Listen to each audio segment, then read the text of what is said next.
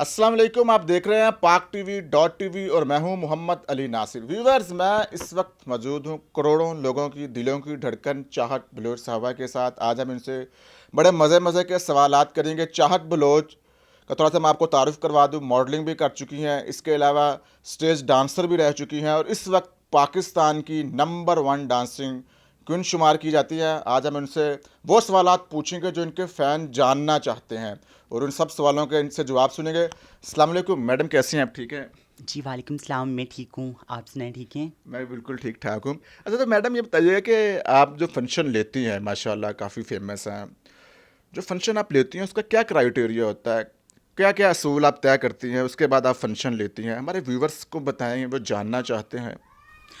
देखें जी, शो पे जाती हूँ, सबसे पहले जो मेन परमिशन होती है, जो मुतलका थाना जो होता है, वहाँ से उन्होंने परमिशन करवानी है और उसके बावजूद फिर हमारे पास आएँगे बुकिंग के लिए, तो वो बुकिंग करवाएँगे। जो मेन वहाँ का कोई चाहे कि अगर गाँव में वहाँ का लंबरदार लगा लें, जो कोई पायदार इंसान आदमी है, तो वो आएगा, हमें गारंटी देगा कि आपके साथ कोई भी मसला नहीं होगा, अच्छे तरीके से शो होगा, परमिशन देगा, हमें सिक्योरिटी देगा, तो फिर मैंने जाना है। और मेरी मम्मा हैं हाजी मिठू, वो सारा कुछ डील करती हैं, इकट्ठे बैठ के हमने उनके साथ डीलिंग करनी होती है। तो जो हमारे मामलात होते हैं, जो प्रोसीजर होते हैं, उस पे वो पूरा उतरते हैं, तो हमने फिर ओके करना होता है। अच्छा मैडम, तो हमें आप ये बताएं कि आप एक फंक्शन का कितना मुआवजा लेती हैं? जी, मैं माशाल्लाह एक शो का लेती हूँ 2 लाख रुपया। तकरीबन हाफ़ पेमेंट मैंने पहले लेनी होती है जब आते हैं, वो जो सारा प्रोसीजर होता है, परमिशन एंड जो भी मामलात होते हैं, तो उन्होंने हाफ़ पेमेंट पहले करनी है, हाफ़ पेमेंट जब मैंने पहुँचना है, उन्होंने पहले पेमेंट करनी है, फिर मैंने उतरना है गाड़ी से। 2 लाख रुपए लेती हूँ। 2 लाख। अच्छा, स्टेज की दुनिया में तो इतने बड़े बड़े नाम थे, आप बता रही हैं कि आपको शोहरत भी वहीं से मिली है। नरगिस थी, दीदार थी, वो अपने ज़माने का बड़ा मुआवजा लेती थी। इसके अलावा सुहेल अहमद था, माना चान है, अभी भी बड़ा बड़ा पैसा लेते हैं वो स्टेज में। तो आप बताएं कि आपने इनसे ज़्यादा मुआवजा लिया हुआ है? जी, मैंने माशाल्लाह आप कहते हैं तो बता देती हूँ। मैंने माशाल्लाह नरगिस जितना मुआवज़ा लिया है और अल्लाह ताला ने मुझे मेरी औकात से और मेरी सोच से भी ज़्यादा मुझे दिया है। कभी मैंने सोचा भी नहीं था कि मैं उनके गाने देखती थी और उनको लाइक करती थी और फिर एक दिन वो आया कि मैं उसी जगह पे हूँ और वही मकाम, वही चीज़ें, तो मुझे बहुत ही अच्छा लगता है और मैंने बिल्कुल वही मुआवज़ा लिया है, नरगिस जितना लिया है माशाल्लाह। तो अल्लाह का शुक्र है। माशाल्लाह माशाल्लाह।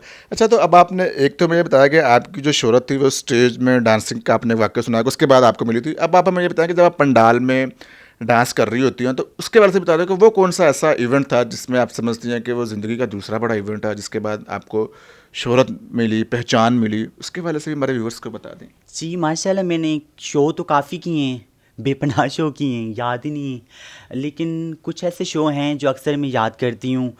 जैसा कि मेरा एक शो हुआ था इस्लामाबाद में, तो वहाँ माशाल्लाह मैंने परफ़ॉर्मेंस की।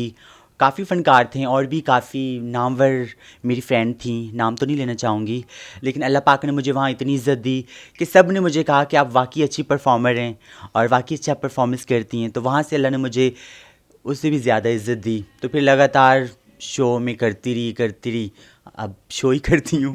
अच्छा, चलिए अब आप हमें ये बताएं, माशाल्लाह आपके सीने के अंदर भी दिल धड़कता है, इंसान की फीलिंग्स होती हैं, जज्बात होते हैं। कभी आपको किसी से मोहब्बत हुई हो, किसी से प्यार हुआ हो, कोई ऐसा वाक़या है तो भी बता दें। प्यार माशाल्लाह मुझे है, अपने घर वालों से है, अपने आप से है और मैं जिनके साथ रहती हूँ, मेरी मम्मा हाजी मिठू साहब, उनके साथ हैं और घर के जितने लोग रहते हैं उनके साथ हैं और ख़ासकर अपने काम के साथ मोहब्बत करती हूँ। इसके अलावा किसी के साथ नहीं, हमारी फ़ील्ड ही ऐसी है। शादी की ख्वाहिशमंद हैं आप? शादी होनी चाहिए। इंसान की ज़िंदगी में एक स्टेजेस आती है, इंसान को पार्टनर की ज़रूरत होती है। ख्वाहिश रखती हैं कि शादी हो? नहीं, नो कमेंट। अभी मेरी शादी की उम्र ही नहीं है। अच्छा अच्छा, तो अब हमें आप ये बताएं कि अब तो माशाल्लाह आप शोहरत की बुलंदियों पर पहुंच गई हैं, पैसा भी ठीक ठाक कमा रही हैं। इस तरह बता रही हैं एक फंक्शन का 2 लाख रुपया, माशाल्लाह जी। अच्छा बैंक बैलेंस होगा आपके पास। तो घर वालों का रवैया ठीक है, प्यार मोहब्बत के साथ आपके साथ हैं घर वालों को सपोर्ट करती हैं, या जब आप इस मकाम पर नहीं पहुंची थी उस वक्त घर वालों का कैसा रवैया था? घर वालों का रवैया उस टाइम कुछ नॉर्मल था। लेकिन अब माशाल्लाह मेरी फैमिली, मेरे जितने भी घर के मेंबर हैं, सब माशाल्लाह मेरे साथ हैं। और मेरी फैमिली तो रहती मेरे साथ हैं, तो माशाल्लाह बहुत ही प्यार करते हैं, मेरा ख्याल रखते हैं। और बहुत ही ज़्यादा, क्या बताऊँ कि अल्फाज नहीं हैं कि मुझे जितना वो प्यार करते हैं। और अम्मी अब्बू और स्पेशली मुझे फ़ोन करके रोज़ पूछते हैं कि आप ठीक हैं, आपने खाना खाया है, क्या कर रहे हैं, क्या नहीं। तो इंशाल्लाह बस उनको बहुत अच्छा लगता है जब वो हाल चाल पूछते हैं। पहले कुछ था ऐसे मामलात कि जिसकी वजह से बहुत कम राब्ता होता था, लेकिन अब माशाल्लाह बहुत मुझसे प्यार करते हैं और बहुत खुश हैं। और मेरे पास भी आते हैं, मेरे घर में आके रहते हैं। तो मैं जब दिल उदास होता है तो उनके पास चली जाती हूँ, बस। अच्छा, तो अब तो माशाल्लाह मालदार भी हैं कि घर वाले, अब सारी बात नज़र भी आप पे रखते हो, घर वालों को सपोर्ट वगैरह करती हैं आप इकोनॉमिकली? जी, मैं शुरू दिन से जब से मैं इस फ़ील्ड में आई हूँ ना, तो शुरू दिन से मैं अपनी फ़ैमिली का ख़्याल रखती थी। और हमेशा मैंने सबसे पहले उनको देखा है, उसके बाद फिर अपने आप को देखती हूँ। तो गरीबों के लिए भी कोई आप काम करती हैं, जो हमारे मुल्क के गरीब तबका है उनके लिए आप कोई इक़दामात करती हैं? जी बिल्कुल, वो तो ज़रूरी है।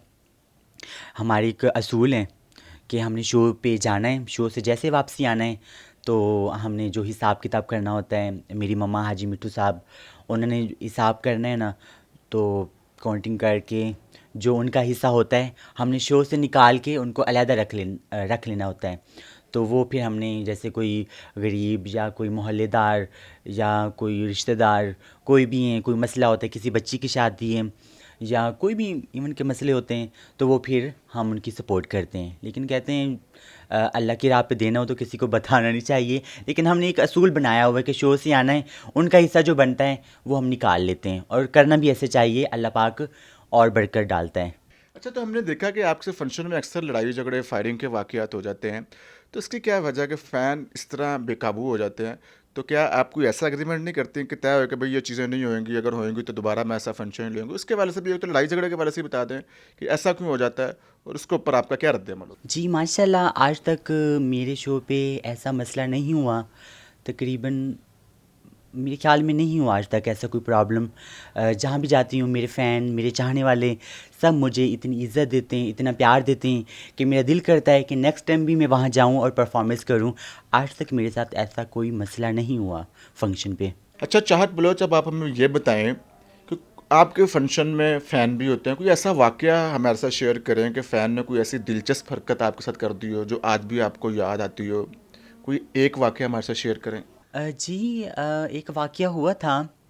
मैं शो पे गई थी, लेकिन इस बात को भी आई थिंक 4-5 साल हो गए हैं। अक्सर मैं याद करती हूँ कि मैं शो पे जैसे पहुँची हूँ, और भी मेरे साथ फ़नकार थीं, आर्टिस्ट थीं, तो वो गाना कर रही थीं। जब मेरी बारी आई तो मैं उठी हूँ परफ़ॉर्मेंस करने के लिए, तो मुझे ना अचानक से उन्होंने रोक दिया। तो मैं परेशान हो गई, मैंने कहा, "ला, ये क्या बात हो गई?" तो फिर ना उन्होंने मुझे काफ़ी सारे गिफ्ट दिए, काफ़ी कॉस्टली थे, जिसमें फ़ोन था, गोल्ड था। तो काफ़ी ऐसी चीज़ें थी, उन्होंने मुझे दी, और दे के और मेरी तरफ देखा, देख के तो बस चले गए। तो उसके बाद ना वो इंसान मैंने दोबारा देखा ही नहीं, मुझे नज़र भी नहीं आया। तो वो मैं आज तक याद करती हूँ कि वो कैसा इंसान था। ऐसे भी फ़ैन होते हैं दुनिया पे, अक्सर मैं याद करती हूँ वो सीन। बाकी बाकी बड़ा ज़बरदस्त आपने वाक़या हमें सुनाया। अच्छा, तो अब हमें ये बताएँ कि आपने स्टेज में भी डांसिंग की हुई है, मॉडलिंग भी की हुई है, अब आप डांसिंग क्वीन भी हैं। तो आप क्या समझते हैं कि आपको सबसे ज़्यादा शोहरत कहाँ पर मिली? शोहरत बस अल्लाह ताला देने वाला है। एक वक्त होता है, लेकिन डांस का मुझे शुरू से शौक़ था। शुरू से मैं अच्छी परफॉर्मेंस करती थी, डांस का मुझे शौक़ था। और फिर शो करती रही। उसके बाद फिर मॉडलिंग का शौक़ चढ़ा। एक मसलन के जानने वाले थे, मेरी फ्रेंड थी, वो मॉडलिंग करती थी, मुझे कहा कि तुम भी मॉडलिंग करो। मैं वहाँ चली गई, तो वहाँ मैंने माशाल्लाह 2 साल मॉडलिंग की। मकबूल अतावला ब्रांड है उनके साथ। लाहौर में भी मैंने कैट वॉक की, और इस्लामाबाद, फैसलाबाद में काफ़ी सारे शूट किए हैं। लेकिन उधर से फिर शो, इवेंट, तो उसके बाद फिर मैं जब आई ना स्टेज की तरफ से मुझे बहुत जुनून था कि मैं स्टेज करूं। मॉडलिंग भी कर ली, शो भी कर लिए, स्टेज का शौक़ था, स्टेज करूं। तो मैंने फ़र्स्ट टाइम पहले तो काफ़ी शो किए हैं स्टेज के ऊपर, फैसलाबाद में, सहीवाल में, मुल्तान में। फिर जब मुझे चांस मिला ना मुल्तान में, वहाँ मैं करने गई थी स्टेज, मुझे स्पेशल उन्होंने बुलवाया। वहाँ मैंने परफॉर्मेंस की और गाना था सरेकी आँखों सखियो अल्लाह साईं मेरे सबरां को फल लावे।